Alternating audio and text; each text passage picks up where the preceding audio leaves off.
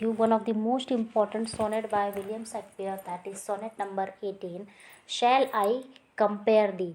So before starting the explanation of this sonnet, हमें we have to know that ये जो sonnet है, इस सोनेट में writer is writing about his beloved, वो अपने बिलव्ड के बारे में लिख रहा है, उसकी ब्यूटी के बारे में लिख रहा है. So without wasting any time let's begin. Shall I compare thee to summer's day. यहाँ पे राइटर कह रहा है, क्या मैं अपने बिलव्ड की ब्यूटी को समर के दिनों के साथ में कंपेयर कर सकता हूँ. Thou art more lovely and more temperate. Thou मतलब तुम्हारा, आर्ट आर्ट मतलब कला, more lovely and more temperate. More lovely and more temperate मतलब जो तुम्हारी खूबसूरती है, that is more lovely and more temperate. Rough wind do shake the darling words of May. Rough मतलब खुरदुरा, विंड मतलब हवाएं, शेक मतलब हिलाना, डार्लिंग मतलब प्रिय, बर्ड्स का मतलब यहाँ पे कलियाँ, of May. Rough wind do shake the darling birds of May. जो गर्मी के दिनों की जो हवाएं होती हैं, that is rough.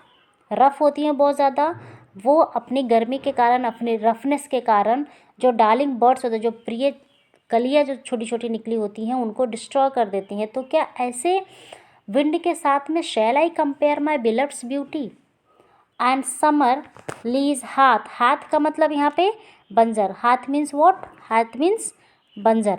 So and summers lease हाथ ऑल टू शॉर्ट डे. जो समर का दिन होता है वो कुछ ही दिनों में चारों तरफ की जो ज़मीन है उसको बंजर कर देता है. तो क्या ऐसे समर के साथ में shall I compare my beloved beauty. Next line में राइटर कह रहा है, sometime too hot the eyes of heaven shine. Sometime too hot the eyes of heaven shine. Heaven का मतलब यहाँ पे सूर्य, शाइन मतलब चमकना. तो राइटर कह रहा है, जो गर्मियों के दिनों में जो सूर्य होता है वो इतना चमकदार होता है, उसकी जो हॉटनेस होती है समटाइम बहुत ज़्यादा हो जाती है. तो क्या ऐसे सन के साथ में shall I compare my beloved's beauty and often is his gold complexion dimmed. Often is his gold complexion dimmed. Often gold complexion means what? Gold complexion मतलब जो गर्मी के दिनों की जो सूर्य का जो प्रकाश होता है उसको यहाँ पे गोल्ड कॉम्प्लेक्शन कहा गया है. हेवन मतलब जो सूर्य की जो गोल्ड कॉम्प्लेक्शन होती है सम टाइम डिम्ड हो जाती है. तो क्या ऐसे समर के साथ में shall I compare my beloved's beauty and every for fair from fair sometime declines. कोई कितना भी खूबसूरत हो, some time the fairness of the thing will definitely going to be decline. So by chance और nature changing course trimmed. ये by chance हो सकता है या फिर बाय नेचर हो सकता है कि दैट जो ब्यूटीनेस होता है, जो बहुत ही ज़्यादा हॉट होते हैं, बहुत ही ज़्यादा यहाँ पे ब्यूटीफुल थिंग्स है, वो एक ना एक दिन ट्रिम्ड हो जाता है, एक ना एक दिन डाउन हो जाता है. बट लेकिन but the eternal summer shall not fade. Eternal का मतलब यहाँ पे permanent. But the eternal summer shall not fade. लेकिन जो तुम्हारे अंदर की इटर्नल समर है वो कभी भी फेड नहीं हो सकती. Why? Because it is permanent. Nor loss possession of that fair thou ow'st. Possession का मतलब होता है यहाँ पे क्लेम करना, अधिकार जमाना. तो जो तुम्हारा जो ब्यूटीनेस पे जो तुम्हारा परमानेंट अधिकार है, that can not be fade away. Nor shall death brag thou wanders in his said.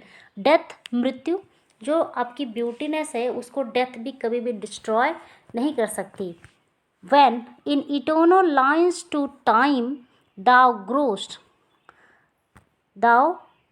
the in eternal मतलब अंदर, lines to time thou growest, जो कि मैंने तुम्हारे जो बिलव्ड की जो उसकी ब्यूटी है उसको उन्होंने अपनी पोइट्री के लाइनों में लिख दी है. Eternal lines to time thou growest so long as man can breathe और eyes can see. जब तक लोगों के पास उनकी ब्रीथ मतलब यहाँ पे लोगों की सांसें हैं, जब तक लोगों की सांसें हैं, और द आइज़, जब तक लोगों की आइज़ मीन्स ये writer is saying as long as the people they are having their lives.